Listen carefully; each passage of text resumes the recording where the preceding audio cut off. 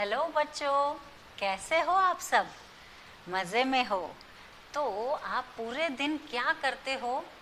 TV देखते हो, खाना खाते हो, खेलते हो और फिर सो जाते हो। तो टीवी में आप क्या देखते हो?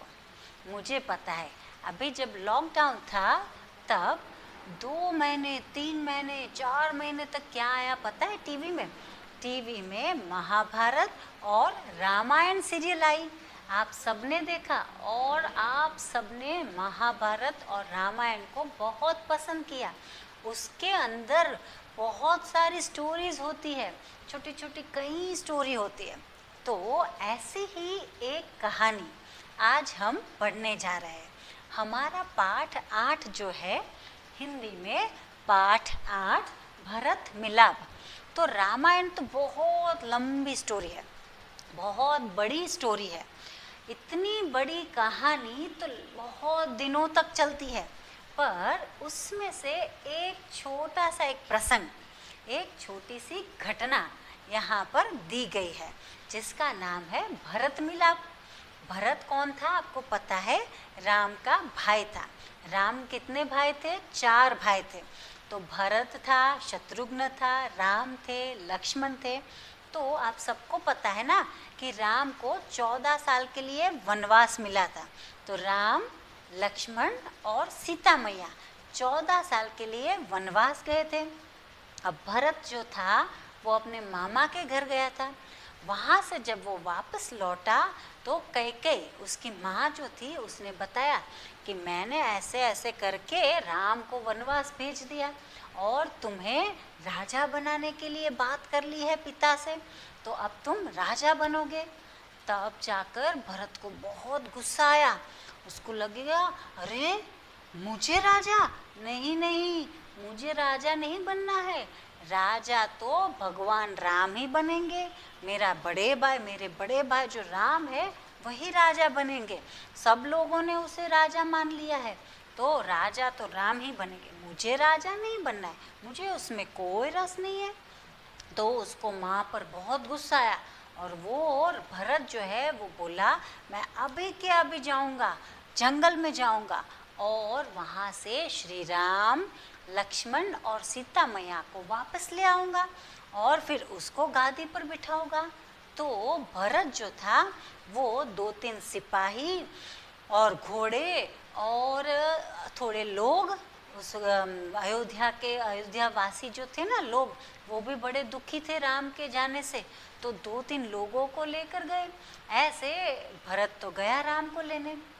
अब राम तो वन में थे। लक्ष्मण ने कहा था कि राम और सीता मैया की मैं सेवा करूंगा।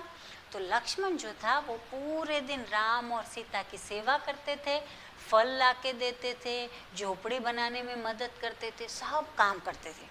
अब राम और सीता एक पेड़ के नीचे बैठे थे और लक्ष्मण को कहीं से आवाज़ आई। वो ऐसे ऐसे पहरा दे रहे थे। तो उसको लगा कोई जानवर आ रहा है, ये किसकी आवाज़ आई? तो वो इधर उधर देख रहे थे और क्या देखा उसने? दूर दूर से कुछ आवाज़ सुनाई दी। देखिए यहाँ पर एक चित्र दिखाई दे रहा है आपको, ये है राम और भरत का चित्र।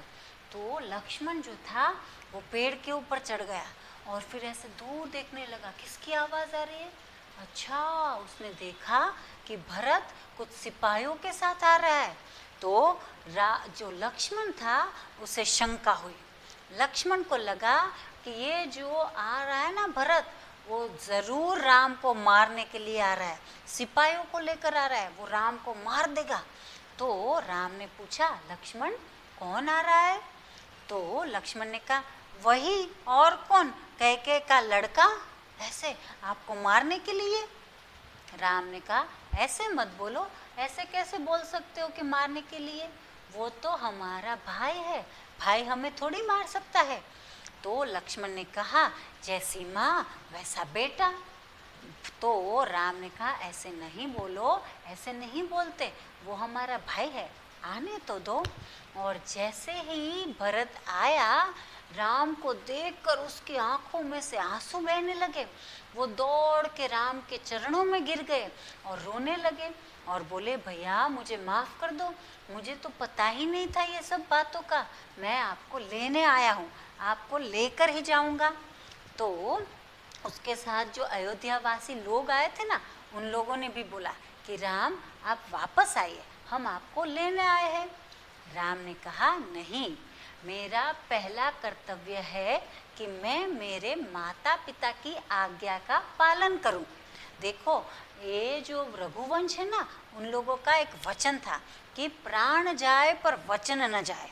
अगर किसी को प्रॉमिस दिया है तो वो निभाना है, वो पूरा करना है, उसमें चाहे हमारे प्राण चले जाए कोई दिक्कत नहीं, पर हमने किसी को अगर प्रॉमिस किया है, वचन दिया है, तो वो निभाना है। राम ने कहा, मेरा कर्तव्य है कि माता पिता की आज्ञा का पालन करूं। तो सब लोगों ने बोला, नहीं नहीं, आप हमारे राजा हो, आपको तो वापस आना पड़ेगा, हमारे दुख सुख कौन देखेगा, तो आपको ध्यान रखना है, हमारा ध्यान रखना है, आप राजा हो, आपका कर्तव्य है प्रजा की रक्षा करना, प्रजा का सुख दुख देखना। तो राम ने फिर से कहा, नहीं, पहले मैं एक माता पिता का बेटा हूँ, तो मुझे मेरे माता पिता की आज्ञा का पालन करना है। और जहाँ तक आप सबकी बात है, ये जो भरत है वो मेरा भाई है, तो वो राजकाज करेगा, आप लोगों की रक्षा करेगा, वो मेरा ही भाई है, मेरे जैसा ही है, आपके सुख दुख का ध्यान रखेगा, तो आपको परेशान होने की ज़रूरत नहीं है। ऐसे करके राम ने सब लोगों को मना लिया। अब सब लोग मान गए, भरत भी मान गया। फिर भरत ने कहा, ठीक है, मैं वापस तो जाऊंगा, पर आपको एक बात मेरी माननी पड़ेगी। राम ने कहा, ठीक है, बताओ कौन सी बात। तो भरत ने कहा, ऐसा करिए, आप है अपनी खड़ाऊ मुझे दे दीजिए। खड़ाऊ यानी क्या?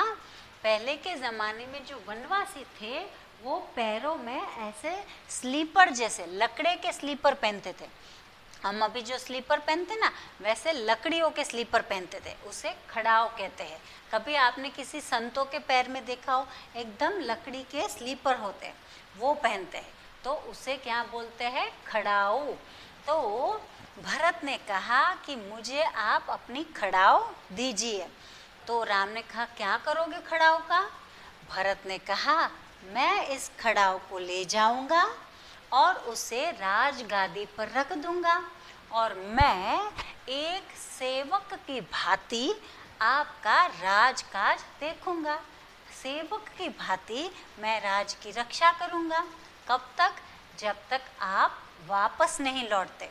14 साल के बाद जब आप वापस लौटोगे तब आप ही राजा बनना, मैं गादी पर नहीं बैठूंगा, मैं तो आपका सेवक हूँ और सेवक की भांति राज का ध्यान रखूंगा। तो राम बड़े खुश हो गए, दोनों एक दूसरे के गले लग गए, दोनों की आंखों में से अश्रु बहने लगे, और राम भगवान ने अपनी खड़ाऊ भरत को दे दी, और भरत ने वो खड़ाऊ ले ली, और वो खड़ाऊ लेकर भरत अयोध्या वापस लौट गया। तो हमने आज देखा भरत मिलाप। भरत मिलाप में रामायण का एक छोटा सा प्रसंग है, तो बहुत सुंदर प्रसंग है। इसमें से हमें भी सीखना है कि सब भाइयों को, भाई बहनों को एकजुट होकर रहना है, मिलजुल कर रहना है, कभी झगड़ा नहीं करना है, एक दूसरे के लिए प्रेम रखना है, रिस्पेक्ट रखना है ना? अच्छा।